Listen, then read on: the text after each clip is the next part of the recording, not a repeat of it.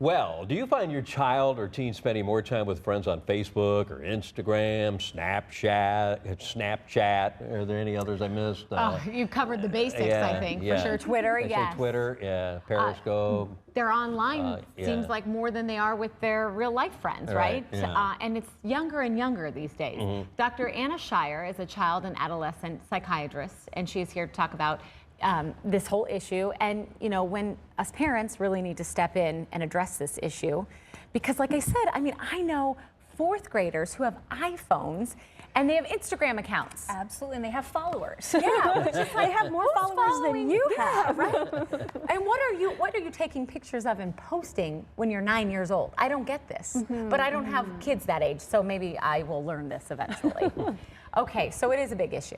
It is a big issue, and I think it is partially that we just don't understand at this point what it's like to be raised in a society where the internet is such an important aspect of socializing. One thing that as parents we have to recognize is that kids anywhere from 6, 7, 8 up into their teens, they don't look at the internet as the internet social life. They look at that as an extension of their current social life. So for us it's different because we didn't have that when we were growing up. But for them, it's just talking with their friends. What's the difference if I was talking to my friends on the phone or on the baseball field or on my telephone? I'm communicating. Well, and sometimes I think back to growing up, and we had like three-way calling, and I remember we had the party on our own phone line, and I'd spend hours on the phone, like till late at night with my friends. But kids don't do that now. But they're chatting and there's text messaging, right? Yeah, so I like to tell parents, imagine what you were doing as a teenager on the telephone and translate that to what your kids are doing on their cell phone when they're texting or when they're tweeting or when they're putting their Facebook posts, the list goes on and on. And what would you have thought, looking back, was too much? Was 2 hours on the phone too much with your friends? How often were you sneaking on and checking the dial tone to see if your parents were on and sneaking in conversations? And you can expect that your kid is going to pretty much follow along that same pattern. Okay. And if you feel that, well, that 4 hours, that was too much, that's time for you as a parent to step in and say, you know what, we need to push this down to an hour or two.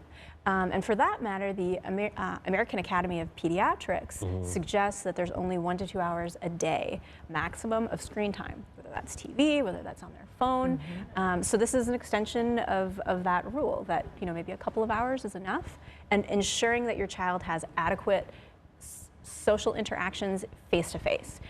Because it's just as important for them to learn how to successfully and safely promote themselves on the internet nowadays, since that's what jobs, when you're looking for a job and the employers are checking you out, they're going to look and see what you posted. So it's important for your kids to actually gain a skill of how do I promote myself in a positive way, how do I keep myself from getting into trouble, and it's just as important as learning how to interact face-to-face when they do have a face-to-face interview. In your practice, at what age does this become a problem, do you feel? Oh my goodness, 5, 6? Really? Oh, yes. That young? Absolutely. I see the TV time and like the games and things like that on the iPad or TV already an issue. I have a 5-year-old, and last night I was just telling him about this. We had an hour-long tantrum because I would not let him watch any more television because it was time to go to bed, and he already had a TV time.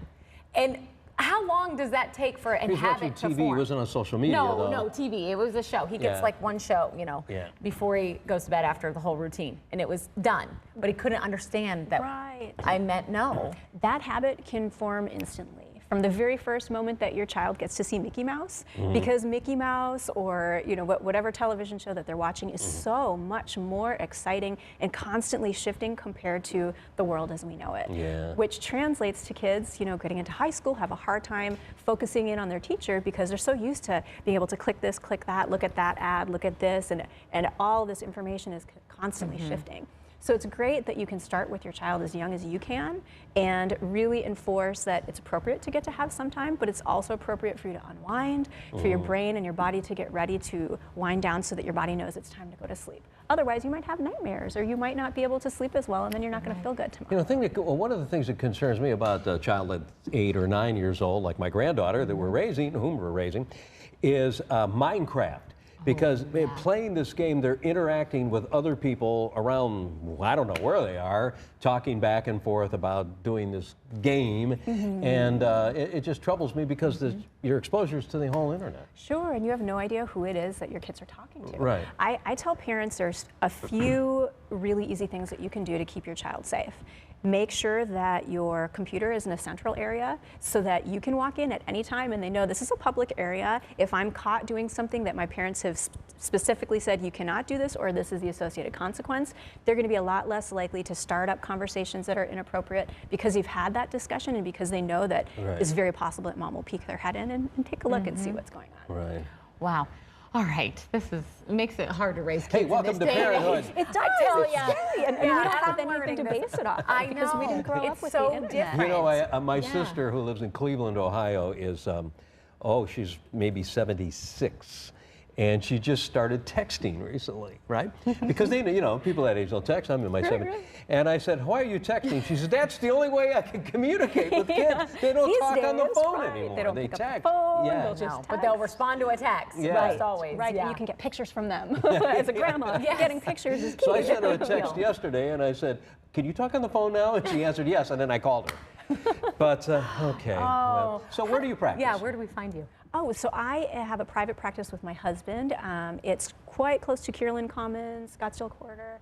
So we also have a website, www.drshire.com. So if you have any questions, you can always email me. We have a blog. I can answer any questions via blog or via email. Wonderful. Okay, and your husband's a psychiatrist, too. He is in you have children addiction yet? medicine. Yes. He's just 2.5. So. But he knows how to say iPad. They're smart. I know. I got a 2-year-old too. Oh, thank you, Dr. Shire. You're Nice welcome. to see It you. was a Great pleasure. talking Great to info. you. Celeste?